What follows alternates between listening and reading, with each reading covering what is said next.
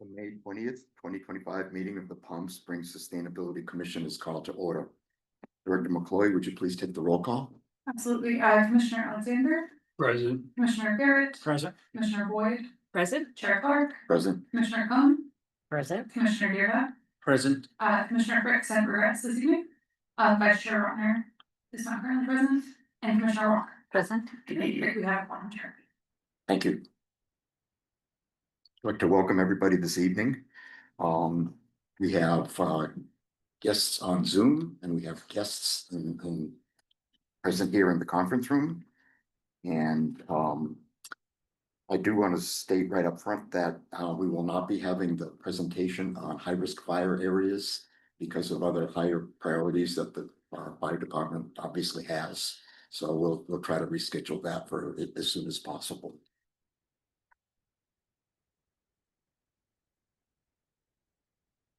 The next item is the acceptance of the agenda. The agenda and other meeting materials were distributed last Thursday, May 15th. Is there any discussion about the agenda? Okay. Other than deletion of the presentation, then the agenda is accepted. The next item that we have is public comments. This time is for members of the public to address the commission on agenda items and items of general interest within the subject matter jurisdiction of the commission. Commission values your comments but cannot take action on items not listed on the posted agenda. 3 minutes are allowed for each speaker. Do we have any public comment? I will start by checking for in-room comments. No public comments in the room tonight. Would any of our members on Zoom, members of the public on Zoom, like to make a comment tonight? Okay, Fair enough. none. Thank you. The next item on the agenda is Chair's comments. I just have one thing, just a reminder about the special joint meeting of the City Council and the boards and commissions appreciation dinner. Is going to be on Tuesday, June 17th, starting at 5 p.m. Hopefully you'll all be able to attend, and the RSVP is due to the city clerk's office by June 8th. The next item on the agenda is subcommittee reports. The first is the Standing Subcommittee on Waste Reduction. Vice Chair Rotner, who leads that subcommittee, is not here, but the subcommittee did not meet in May anyway, and we're planning to meet again in June. The next subcommittee is the Standing Subcommittee on Climate Action. So the commission that I chair, the subcommittee that I chair. The report from the May meeting is in the agenda packet. And I would like to give myself credit for the fact that the meeting was last week. And the notes were already written up and submitted for review for this meeting. But most of what we talked about in that meeting was one thing that we're going to talk about this evening, and that's Assembly Bill 306, which is related to our discussion on the energy efficient upgrade ordinance, which is under old business. So we'll be going into quite a bit more detail later in the meeting, and we did spend a lot of time on it in the subcommittee meeting. The next subcommittee report is Ad Hoc Subcommittee on Bird Strikes. Commissioner Frick is not here. We did have the presentation of the last meeting. And I know that he did submit some information to the subcommittee and to the Director McCloy following that meeting, some information about bird strike ordinances from other cities and some suggestions for educational materials. So something to work on going forward. Do the other subcommittee members have anything to comment on that? No, we helped put together that information from other cities, which hopefully you got. Yes, we Good. All right. Okay, thank you.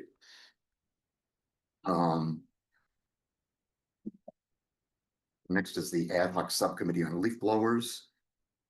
That's myself and Commissioners Cohn and Frick.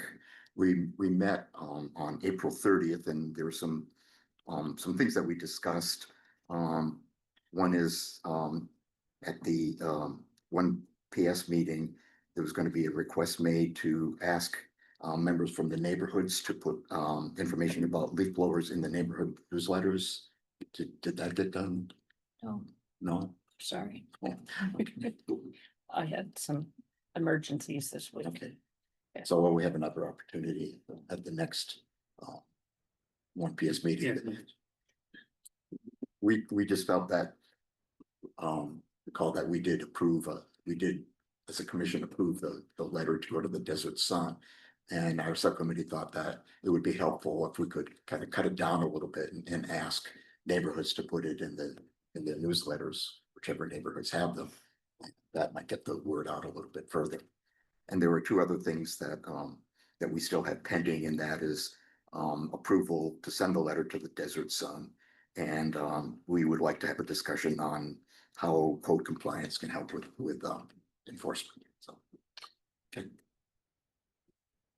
And then we're going through these subcommittee reports pretty quickly. The next one is Vice Chair Rotner, and that's the ad hoc subcommittee on Measure J projects with the members. Have you had a meeting since the last Yeah. commission meeting?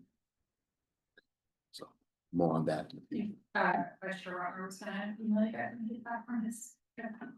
Just as a pet frozen. So that's the end of the subcommittee reports. And we move on to the director's report, Director McCloy. Sure, so apologies, you're gonna get a briefer version of me today. I bounced back from having COVID, but the oxygen exchange isn't quite back where it needs to go, so I keep running out of breath when I talk, so I can't talk too much, so it's gonna be a short meeting. You all got the staff comment last week, although just to keep you guys on your toes, as usual, I got one aspect of the date wrong, which month it was, so that's just so you guys, can track that. It says February, but it's actually this month. So not a ton of totally new stuff in here, so a lot of the things that we have been reporting on for the past couple months. One thing I did want to report on was that we have been selected for a 1383 compliance audit by PowerCycle. So I spent the first 2 weeks of May and the last week of April frantically compiling every data point that we have with Liz Fernandez from PSDS about everything we've done with trash in the past 5 years. So that was pretty busy. So we shipped that off to PowerCycle. They do this audit for every city. There's a 5-year cycle, so sometime in the next 5 years we'll do it again. And so we'll hear back from them on how well we're doing on implementation of SB 1383. So that was fun to do. We also presented our annual delinquent waste billing hearing last week, which I know Commissioner Alexander, you have spoken about in the past, because that is what generates the tax liens. Right. Now is a great time for people who are considering selling their home next year to check and make sure that they don't have unpaid trash bills. So the opportunity to settle that with PSDS goes until June 6th this year. And so we would love for people to get that taken care of before that time, unless they want to pay through the property tax bill. Couple of other little things to note. So on the transportation side, we're finally getting the Heat and Shade grant agreement executed, so Christian can get to work on the RFP. And do you want to talk a little bit more about your next steps over the next month on that project? Yes, so in the next month we'll be drafting up the RFP to go out to bid for consultants, as well as getting together an advisory team to kind of help coordinate with the grant, figure out, what we want to tackle and how we want to tackle it. So this group will be hearing a lot about that over the next couple months, which is really exciting, getting really a lot of work done on shade. And then do you want to talk about tree ordinance, or do you want to? Yes. And then we do have a final draft for the tree ordinance. So now we're just getting some final sign off from staff, and it will be on the agenda for June, as well as other items, such as the draft for the recommended species list, the technical manual, and the website, which is a new thing, tree website. So lots of shade and trees coming up. And then finally, the last thing I wanted to highlight, so national politics gets local sometimes. So Juliet is here with us as now an official employee of IREN directly, instead of as an AmeriCorps fellow. I don't know if you all were keeping track of that little fun funding slash that came from the federal government, but we basically got an email at 6 p.m. on a Monday saying that our AmeriCorps fellows couldn't come to work on Tuesday. Because the funding and the programs had all been frozen nationwide. So it was a tense week. But luckily our Iron partners were able to get some things together very quickly. To bring her on staff that way. We're very happy to have her back working with us on a lot of things related to buildings, some of which we'll hear about tonight, and more which you'll hear about over the summer. But just in case we all needed another reminder that nationwide things can come to our little town, that was one of them. So we're really happy that she's back. But that was a wild couple of weeks for us. Yeah, does anyone have any questions or feedback on other items that were in the staff comment? We also have the Ride of Silence event tomorrow at Root Party Park. It starts at 6:30. So it's the honor and commemorate people that have been killed in cycle accidents or been injured. Thank you, and welcome back, Julia. Congratulations.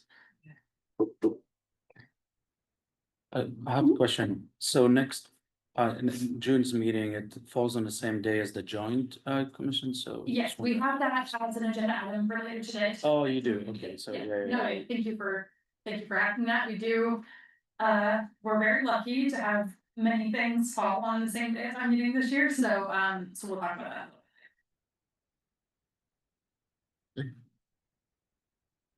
Moving on then to old business, there's one item, as mentioned before, the energy efficient upgrade ordinance. I'm gonna turn this over to Director McCloy and former Commissioner David Friedman. As I mentioned, we spent quite a bit of time talking about this item in the Climate Action Subcommittee meeting last week.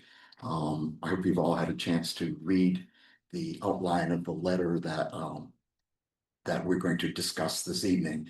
Basically, there will be an item to vote on, and that will be whether or not we want to send this letter to the Senate, who's going to be voting next on this item. So with that little introduction, I'll turn it over to Director McCloy and Mr. Friedman. Having a strange problem with the computer right now. So give me 1 second, because I do want you guys to be able to see some of this information. So while I advance for time, I have 2 quizzes for everyone. One is, you can be honest, because this just informs how I'm going to do the presentation. Did you read it? Yes. Yeah. Okay. Did anyone not read it? It's okay. Safe space. Everyone read it. Okay, cool, great. That just, because I can spend more or less time on the substance of the letter, depending on how much time folks spend with it. The second question is, who can tell me what a reach code is? Think back to December when we voted on the reach code. Yeah. Who can tell me what it is? Oh, what? A reach Reach code. code. Oh. Pushes you beyond the code, the general code. Yep. And so you look to use those for things like energy efficiency upgrades, like the energy efficiency upgrade ordinance that we voted on in December. But that based on stakeholder and feedback from this commission that we're still kind of tweaking, and we'll bring it back when we have another form. Okay, so those were just kind of like taking the temperature of like, where should I start this presentation? So in California, the state, Senate, and Assembly, all of their bills are tagged with AB or SE for the numbers. We're gonna be talking about AB 306 tonight. So what is AB 306? Let me move my face, which I can already, I'm gonna see that, I can see it. So a bill was introduced this year with the stated intent of reducing costs and speeding timelines for rebuilding affordably after the LA wildfires. So it was introduced by an assembly member from the Burbank area, Assemblymember Schultz. And the goal is to make it as easy as possible to rebuild buildings. How does this particular piece of legislation propose to do that? It proposes to freeze any updates to the building code for 6 years after the 2025 code was adopted, because that's already been approved and it's going into effect in January.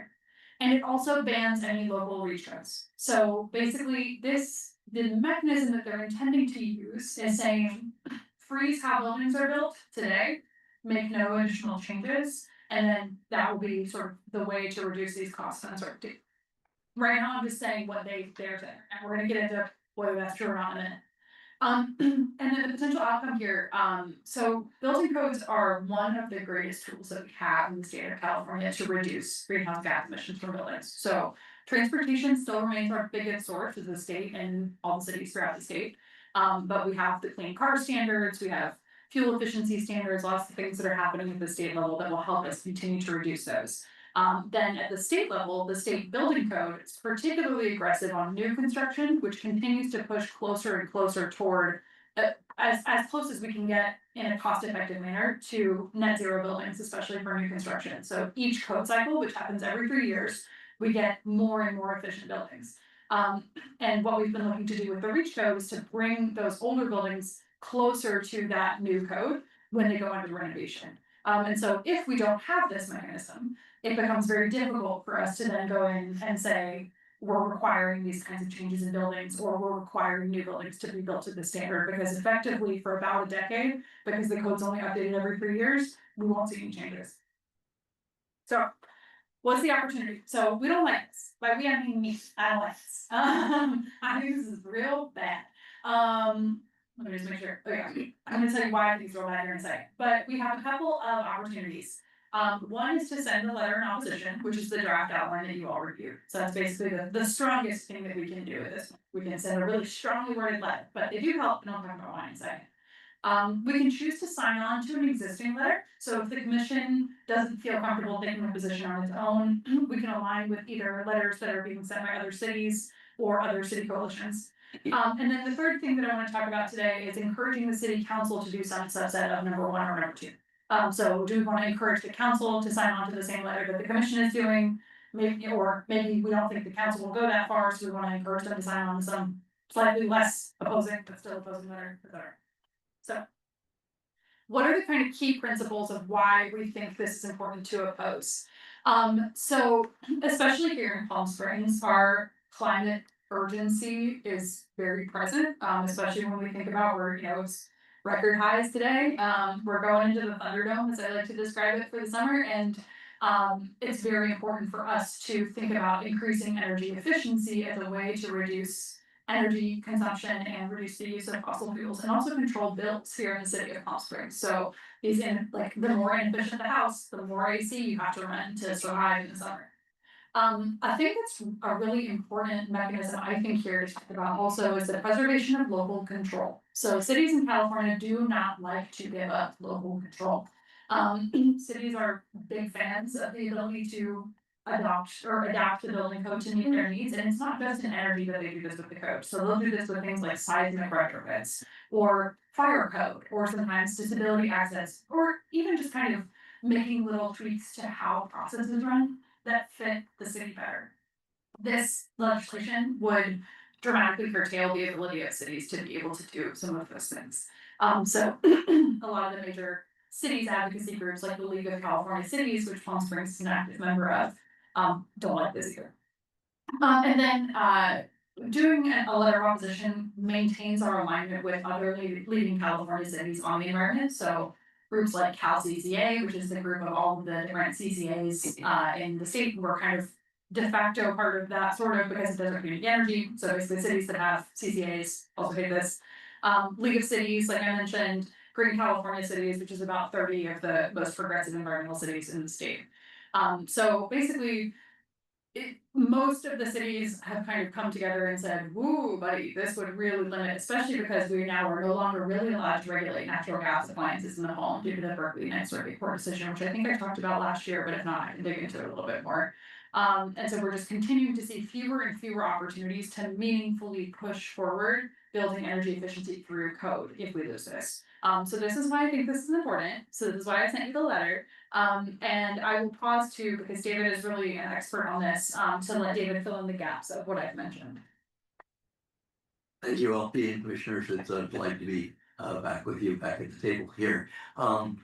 This is essentially this bill, if it passed, would put a stop to the work that I've been doing as directed by the commission and the council for about the last 5 years. When we did the greenhouse gas inventory, as LP mentioned, buildings were roughly a quarter of the inventory back in 2020. I'm sure that's likely still to be the case. And one of the easy sort of low hanging fruit that we know from the data from the REACH Code team, it's a statewide team, is that probably of our single family houses, represents about 3/4 of the housing stock in Palm Springs, and of that, probably close to 3/4 is pre-1978. Obviously, Palm Springs is known for our beautiful mid-century modern houses. I'm honored to have one of them, but they were built at a time before energy efficiency was a thing.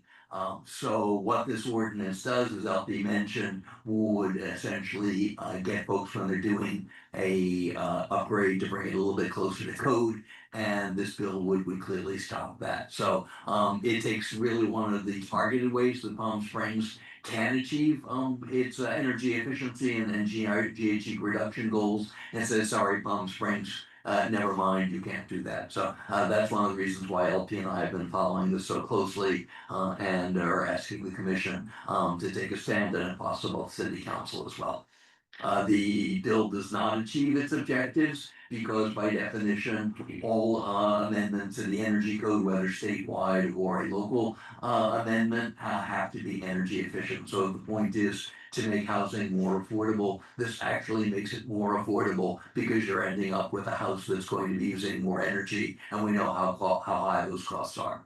So yes, it's a it's a good objective, but this bill does not achieve the stated objective. Okay, I'll start with the request for any clarifying questions. Yes. I have a couple questions. Because this is Palm Springs with our architecture, mid-century and modern mid-century, would this inability for the local government to control things, would it? I'm not sure, would it then say if you have a mid-century, but you don't have to do building codes now, you could tear it down or make it? No, I don't think so. So it basically wouldn't, we're not allowed to go beyond the existing building code says, but anything in our like historic preservation ordinance and other things, those are outside of the building code. So those are separate matters. So building code is pretty nuts and bolts in terms of like building safety and things like that. Okay. The other question I have is, state has this mandate about going fully electric. So does that interfere with their own mandate? This is one of the key questions. So like with many pieces of state legislation, there are conflicts. So I would foresee there being issues down the line. That's definitely something that a lot of cities have flagged. It doesn't interfere with the state's mandates on electric vehicles because that's separate outside of the code. Separate, but But in terms of the state's stated goals to reach carbon neutrality, it's certainly, that's what a lot of the cities are saying. It's like, you're gonna make it really hard for us to hit those goals. There's a specific legislation, AB 3232, that seems to have been completely ignored in all of this debate over 306. That sets a goal of reducing building specifically for buildings, reducing building GHG emissions to 40% below the 1990 level by 2030. And this bill would essentially say, oops, never mind. We're probably not going to get there anyway, but we're certainly not going to get there if this bill passes. So on a policy level, I agree with you entirely, Commissioner. This bill, if passed, would essentially be contrary to existing state energy policy. Other clarifying questions? Are there any other pieces of legislation that are going forward that would exempt certain situations like ours? Good question. So there are not any kind of related pieces of legislation. There could be, so where this bill Amendment. is, yeah, so where this bill is in the cycle is it's been passed by the assembly. It was passed relatively quickly and it's now going to the Senate. So the Senate's hearings are in like the second week of June. That is another opportunity for amendments to be presented. So it's entirely possible that amendments could be taken to the bill that might either exempt existing buildings, or could limit the scope of the legislation. So some of the letters that have been filed, like from the League of California Cities, have put in an oppose unless amended position, which basically says, unless you take out this stuff about existing building reach codes and some of these other local control things, we don't support it. But if you make it specifically tied to this type of new construction or this sort of scenario, so there's an opportunity for amendments for sure. Is there any possibility of either sending forward that kind of communication? We could, if the commission wanted to, if the commission wanted to instead narrow the scope of this letter and say, we just wanna see these specific amendments. I kind of drafted it a little bit broadly because I think the local control issues apply really to the whole legislation. Right. But if we wanted to be more targeted, that is definitely an opportunity, like the city of Santa Monica took that approach, for example. Just a couple of comments there. We purposely sent out the letter as an outline Mhm. to suggest topics that could be covered in the letter. And really the point of this discussion ultimately is to make a motion and vote on or decide what we want to do moving forward. And we do have a couple of rather tight deadlines. One is if we would like to get this to the city council by their next meeting, which is a week from tomorrow, to have them approve our sending it. And then it would have to go to the state senate before their meeting on the 6th of June. So, do you want us to like add to the letter, or can we vote on? I would say, let's see if there's any other just clarify, and then I'll split and you can go first in terms of content additions Yep. and suggestions. Any other clarification? Yes. I mean. Yeah, we are gonna discuss about the letter, but how is this AB 306 can interact with PACE programs? Like the I property, don't think it would impact them, Okay. because you would still be able to get PACE financing. So PACE is property assessed clean energy financing, which is a type of financing you're able to get if you wanna do certain kinds of energy efficiency or sustainable energy upgrades. The financing is tied to the building and not the property owner, which is the main difference from like a standard loan. I don't think it would impact PACE financing because you would still be able to access the same. You'd still be able to do the same types of measures, even if they weren't required. in the worst case scenario, if we cannot like over our AB 306, can that be our backup option where we are educating community more on the PACE programming and say, hey, yes, our hands are tied for the next decade, but this is a voluntary program you can take advantage of and still make the community energy efficient. I guess, yeah, so, yeah, it just wouldn't stop us from doing that. There's a whole rabbit hole we could go down about residential pace in California, which we can come back to another time. You don't wanna hear me talk about that right now. But, I think it's a question of, is voluntary participation enough to get us to our climate goals? And I think the kind of working theory that we have is that it's not gonna be sufficient. Especially because we effectively have 20 years to hit these targets, and so if we lose 10 of them with voluntary measures, which are great, but haven't quite gotten us, like we haven't gotten as far as we need to get yet. So yes, that would be a backup that we would do. We would figure out other ways to continue to work around it, but it would be difficult to get the speed to where we need to be. It seems like this has probably been put forward, from an emotional reaction to the fires and things like that. Is that true or not true? Oh, and affordable housing. It's a good question. I don't know that I can speak so clearly to intent. I think it did come quickly as an urgency item as a result. I think there's also differences. So I think it really began directly from a wildfire response place. I think it has now been posed a little bit more broadly as a way to reduce affordable housing construction costs, which is a major issue we have here in the state.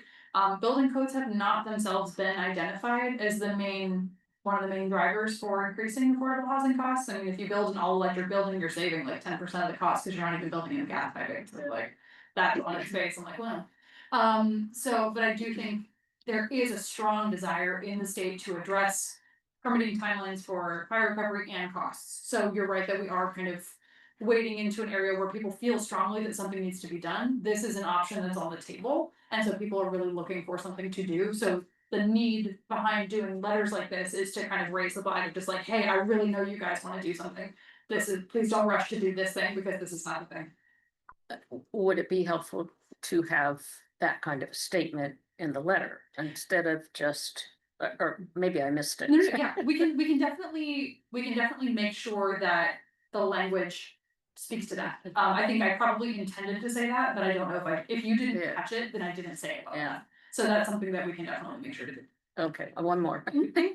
And ear to the ground, what does it sound like the legislature is thinking? So this is one of those things where it was rushed through, as LP mentioned, it was rushed through the assembly, passed unanimously. Because none of the assembly members wanna go on record of opposing the speaker, because he'll then take away your committee assignments. Then you get to the dynamic between the two houses of the legislature, where one says this is a top priority, and the other one says, yeah, maybe we'll think about it. So the assembly having fast tracked it, the Senate is slow walking it. What is happening, there were some amendments that were put through, technical amendments that the author put through last week. Some of the opposition, so one of the amendments, right, the core part of the amendments were to make sure that if the International Code Council does a change to their model code, that those could be implemented, so it's not a complete freeze. So, because otherwise it would prevent California from even keeping up with other states, which is obviously ridiculous.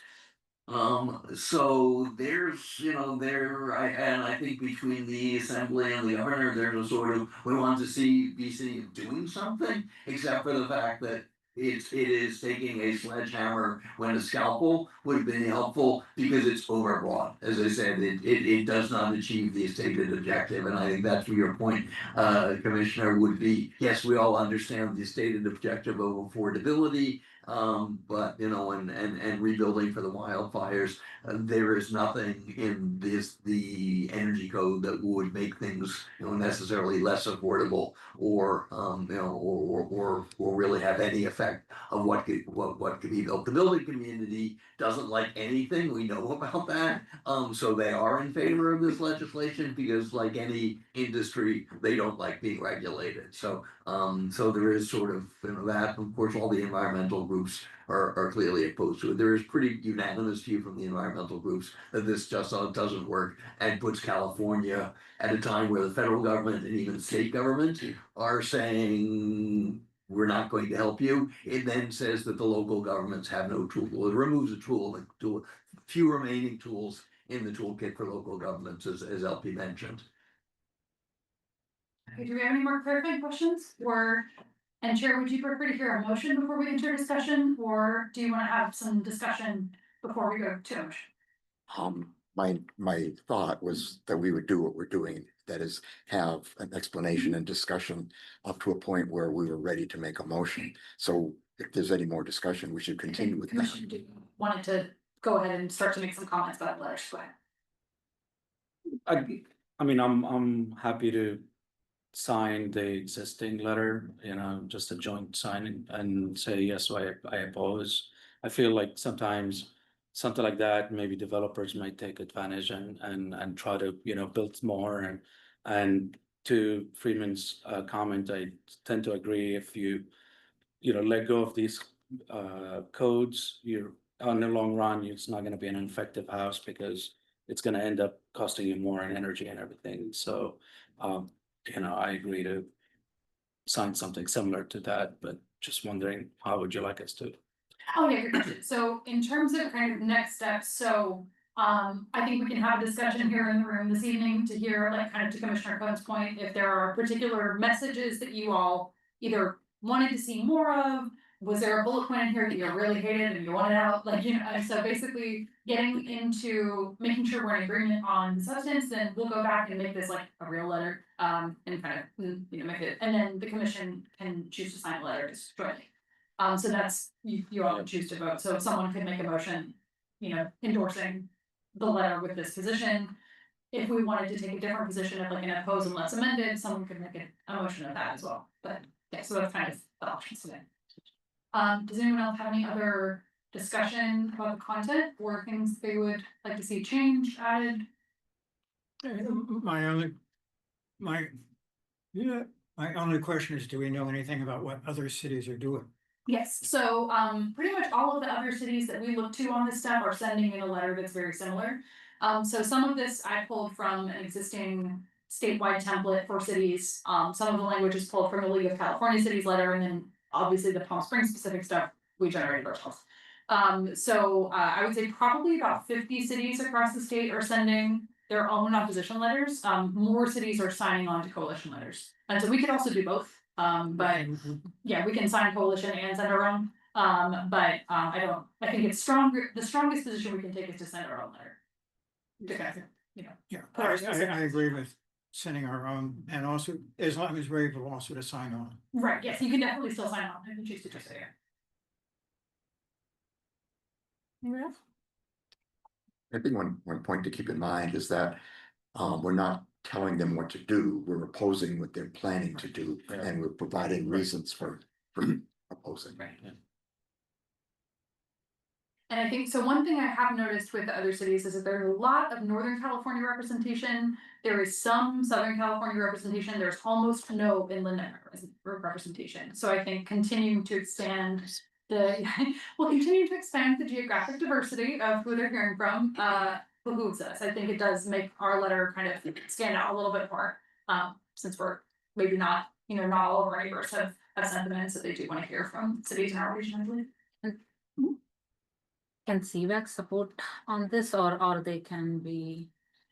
I can address that. I mean, this is something that with your permission, I can follow up with the CBAG team. So, Cal CCA, as LP mentioned in the slide, Cal CCA, I was at their conference in Irvine a couple of weeks ago.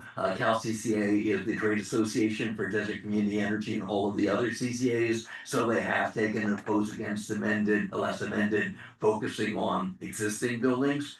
It was again an option, but based on that, DC board met yesterday. I can follow up with the CVAG and see if whether for the DCE and or CVAG could take a position, particularly Palm Springs wants to put in a letter. The Palm Springs letter would be consistent with the legislative policy of both CVAG and DCE. They were approved by the separate boards, the CVAG Executive Committee and the DC board at the end of last year.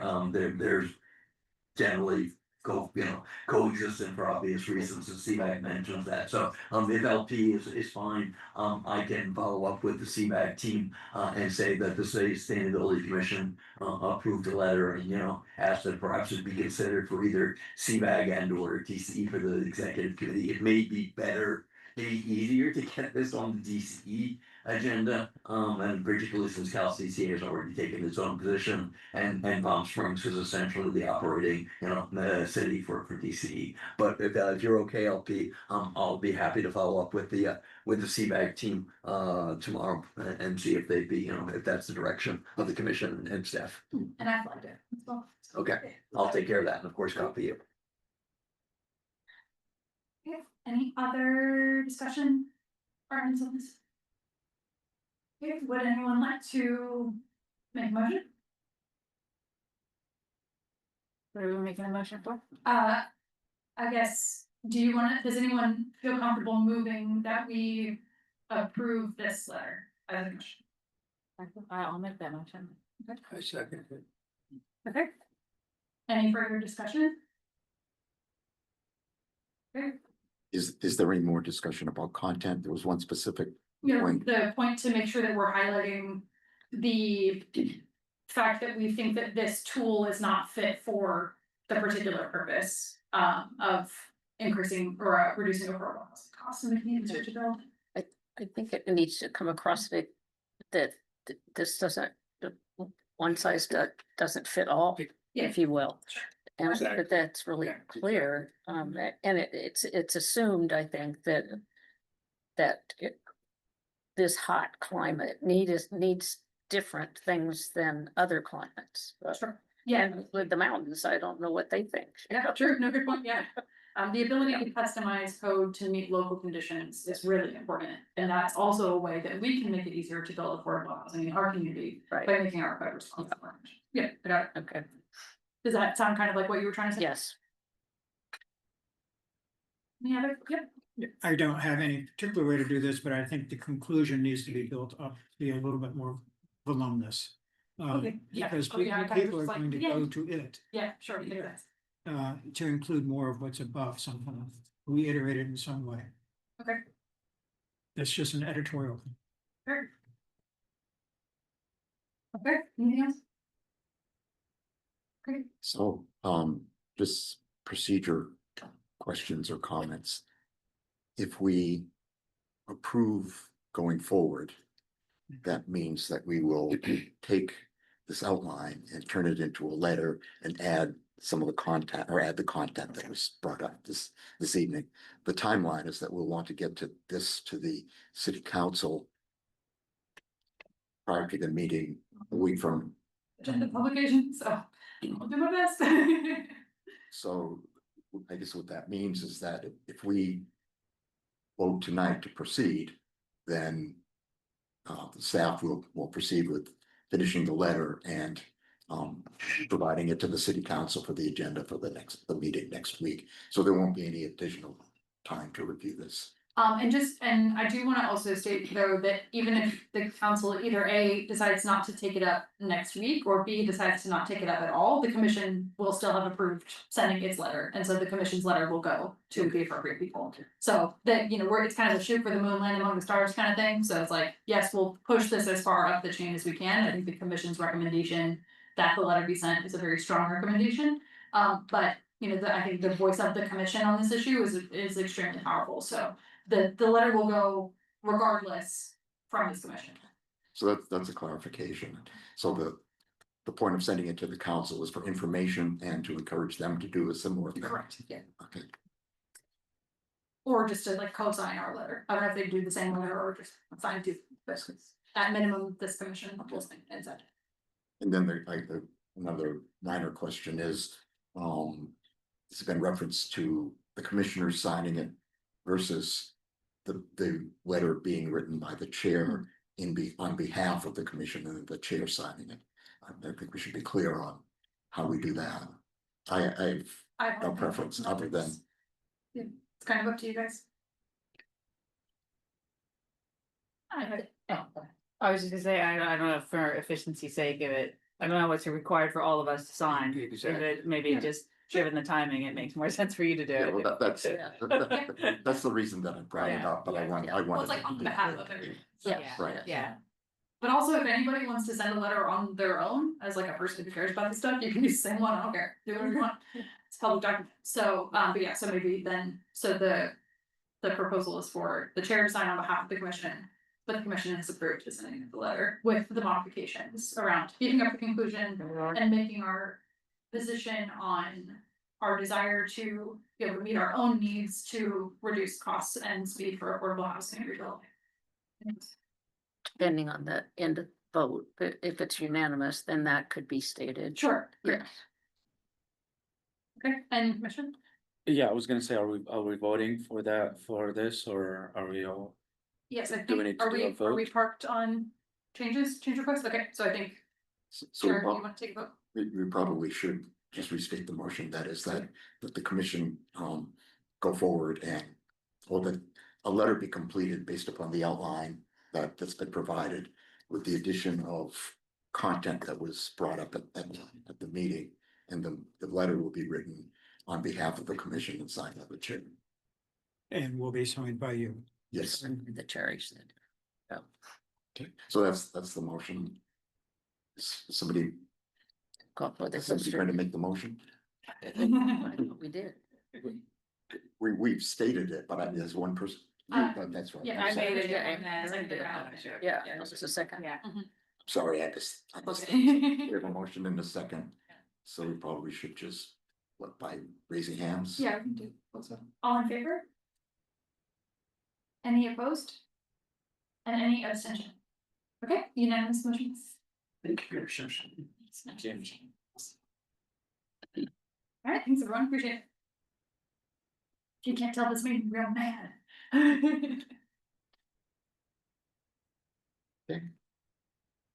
Thank you all. That was a very good discussion. Right. Okay. That ends old business, and then we will move on to new business, and the first item is the sustainability budget by Director McCloy. Okay, so we have a slightly smaller online room tonight, so I feel a little bit more comfortable maybe making news in this meeting. So, so we are entering the city's budget process, or we're in the throes of it, we've been entered in it. And the first draft of the budget is being presented to the city council on Thursday of this week. as part of a special study session with Measure J, because they're gonna talk a lot about how Measure J funds will be allocated.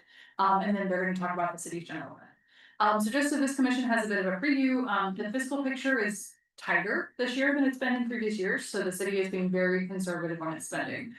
So you will not see a lot of new stuff in the city's budget. You're gonna see a lot of things held steady, a couple of targeted improvements on certain things, sticking to a lot of the projects the city has already committed to, like the library renovation, Plaza Theater, etc. One bright spot is that because we have our own money, which comes from the waste franchise fees, we get to do some fun stuff next year. And so I'm excited to tell you about it. So, one of the things that we'll be doing next year, so in addition to kind of keeping our standard spending on events and, some of the rebates for the leaf blowers and some of those things that we traditionally do, which we will be doing on a slightly scaled back, mode, because the way that our salaries are funded in the office has changed a little bit this year, so that's pulling more from that franchise we did in the past. So we are gonna be scaling down some of that broader spending that you might have normally seen, because of that change. However, there was money in the balance of those funds, because there were a number of years like COVID happened, you know, there was a lot of change, et cetera, so there was some money built up. So we're being permitted to use some of that money to do two things. One is to continue the Desert Water Agency turf conversion match. We're going to allocate a subset of our money to that. We are in the process, I believe, of slowly winding down that match. Especially as the new state water rules come into effect, because the match will have been in effect for 3 years. We're kind of getting to the point where if somebody hasn't converted their turf, another dollar is not gonna make them do it. So we're gonna have to be a little bit more surgical about getting rid of the rest of that grass, but the rebates themselves have moved the needle for many people, which has been great. We've seen a lot of turf taken out as a result of that, so we do wanna kind of finish it out. But there's still some stubborn turf that we're gonna have to think a little hard about how to get rid of. The thing I'm really excited about, so Juliet and I have been working really closely with our housing and community development department to do a low income energy efficiency home upgrade program. So you may remember when we talked about the REACH codes, one of the main things in the renovations REACH code is that low income residents are exempted, which is good in terms of making sure that we're being cognizant of costs, but it's bad in terms of leaving a lot of those homes on the table that really probably need upgrades. So these are the places that we really see needing those better windows, needing that additional roofing, running those 80s air conditioners that are costing them $1,200 a month. So we're basically building on a program that already exists to do some basic home repairs that we use federal funding for.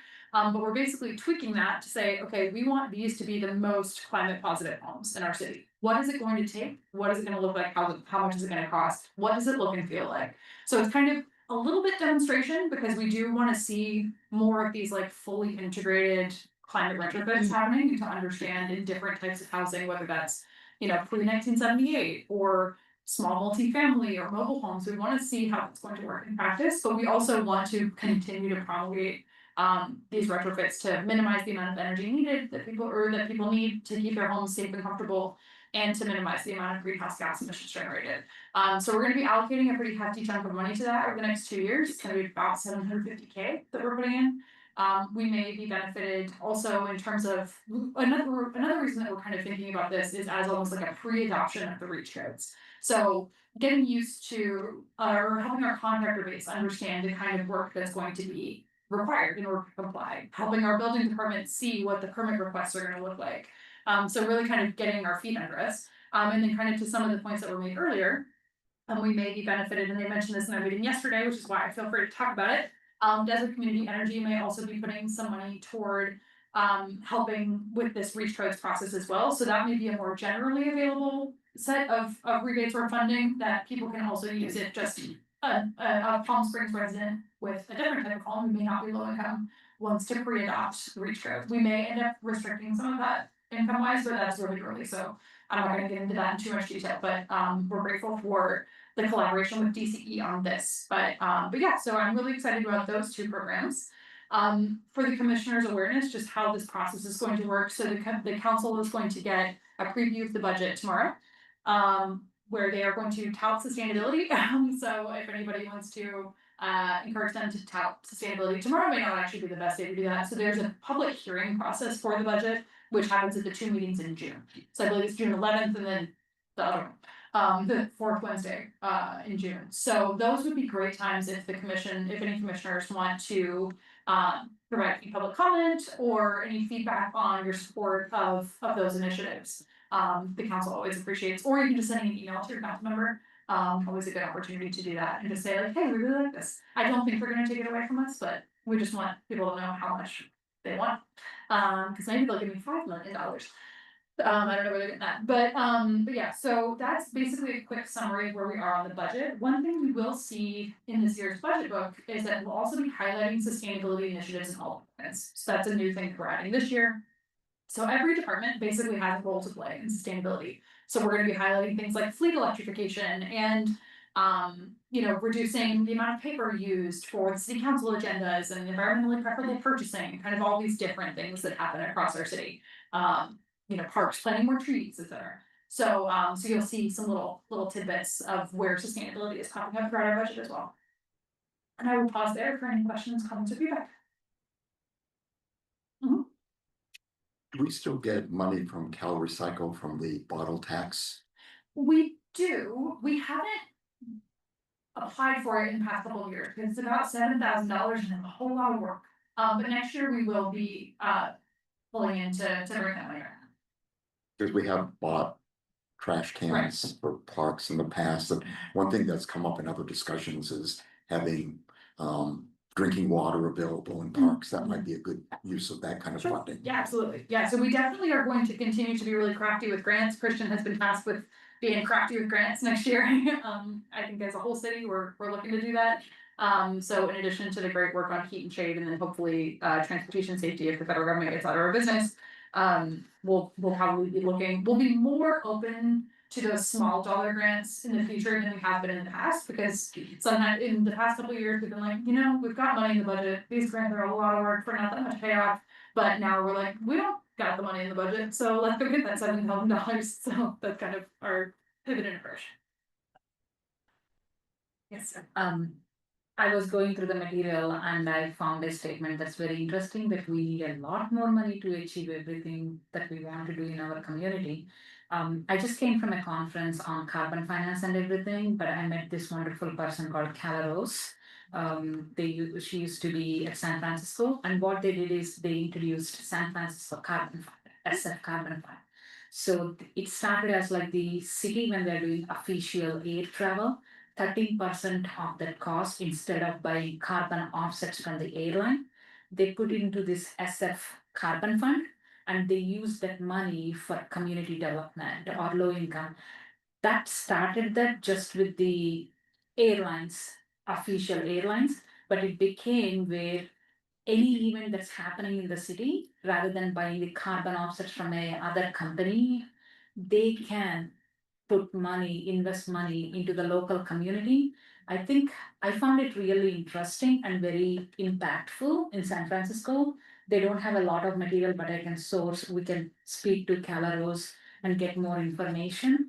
Because with the budget cuts and the freezes, I'm concerned about like, yes, we can get it on paper, but we can't rely on it till we see it in our bank account. But there are a lot of events happening in our city and we have something to leverage. Great. I was not familiar with that concept. Sounds very. Yeah, so budget money, SF Carbon Fund, it can be PS Carbon Fund that will supplement Measure J, or it can be on its own that we can use for how can we do that underserved communities with whatever needs to be done. Sure, yeah, that's nice. Thank you for sharing. Other comments, questions, feedback? Okay. Cool. Thanks.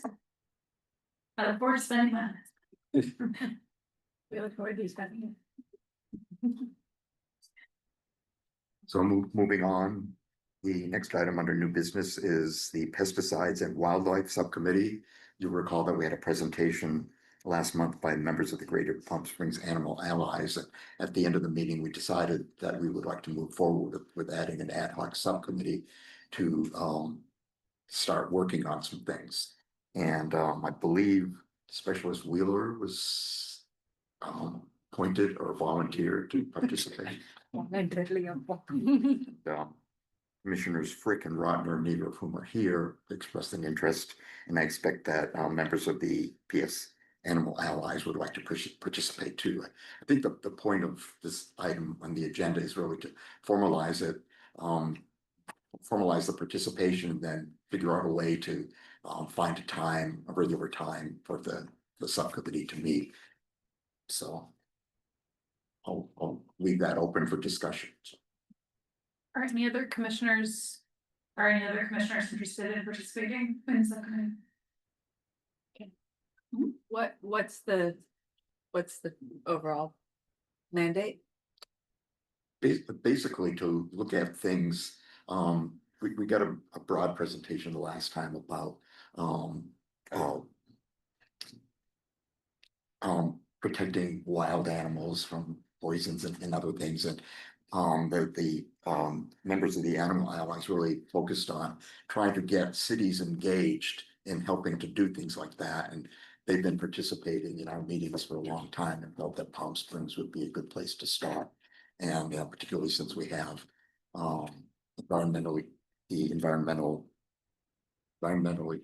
preferable purchasing policy, there are places there that we might be able to take advantage of some activities. So that's really what we're looking at. Okay, cool. Anybody else? Okay, so Christian can liaise with Rodner, Frick, Boyd to get something on the calendar for you. And as I think we mentioned in the past, in a meeting, I don't know if it was this one. We're going to be looking at gathering some data on our city's use of pesticides and integrated pest management over the summer. So that way we can start looking at things we can. So that could be under the auspices of the subcommittee as well. Yep. So. So do we have specific members of the Animal Allies who would like to participate? Or we can. We will liaise directly with the Animal Allies. Yeah. Sounds good. I think we have some members already in attendance of the subcommittee, so thank you. It was foregone conclusion. Yeah. So how should we proceed then? Maybe Christian can take the lead. We kind of need to get a little bit clearer budget season, because things are a little bit crazy, but maybe sometime in mid-June we can shoot for the first meeting. So. And I'll confirm with the other two commissioners that they want to continue.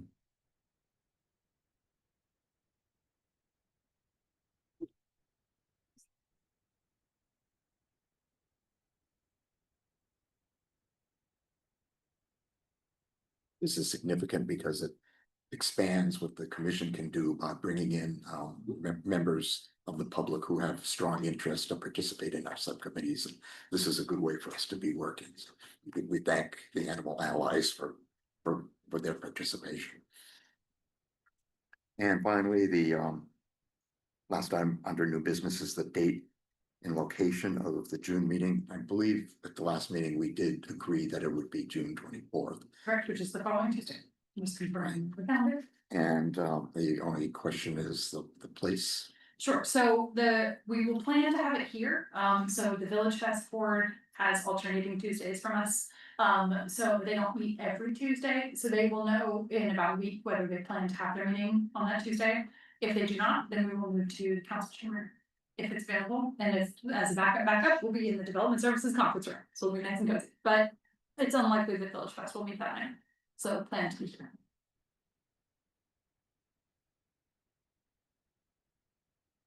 Thank you.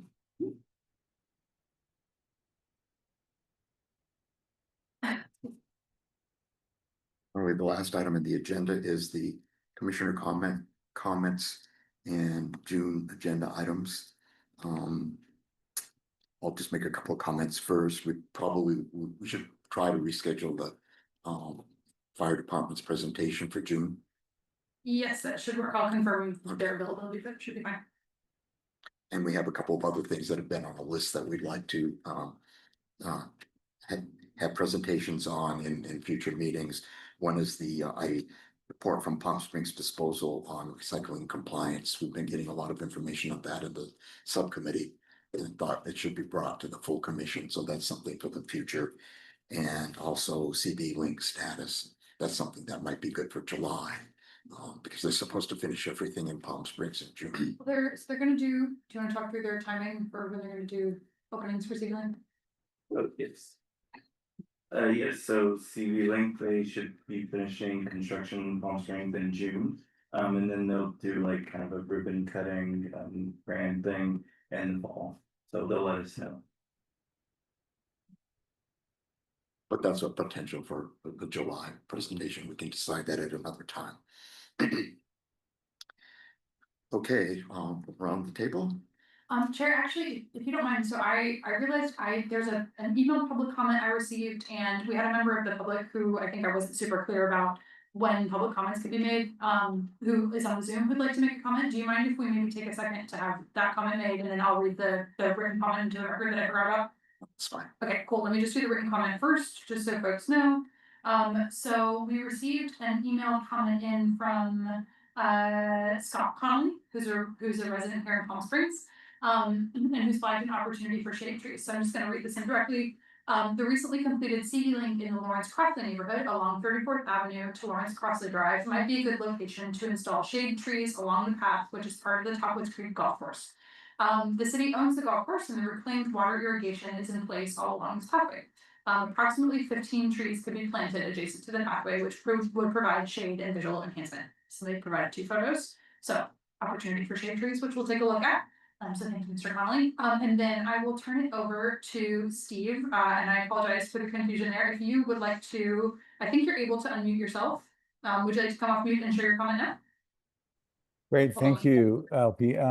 Yes, my name is Steve Chatham. I'm part-time here in Palm Springs, but full-time in Laguna Beach, California, where I chair our Environmental Sustainability Commission. So I actually was fortunate to be able to attend the meeting of the Climate Subcommittee a couple of weeks ago. Excellent staff work by you, LP, and Christian, and of course, the excellent work by David. It really educated me on the issues around SB 306 or AB 306. And so I took that to our group. We met, our meeting is the 3rd Monday of the month. So it was last night, and I brought it up, and we had a unanimous committee decision to recommend to the city council that they sign an opposed unless amended letter. And so I just wanted to thank all of you for your hard work and your bringing this to our attention. Our staff didn't quite flag this one as a key issue, but for us, we just recently passed a very substantial climate action and adaptation plan, 10-year plan. Took us many, many months, and reach codes are a key part of that. And so knowing that this could possibly hinder our ability to achieve some of our climate goals was very important to us. So I wanted to thank you for that, and thank you for the opportunity to weigh in. Thank you so much for sharing. I appreciate it. Thank you, Steve. I'm glad we were able to attend it. That's all. Okay, those are all the comments. Good. Thank you. I'm sorry for that procedural overall on my end.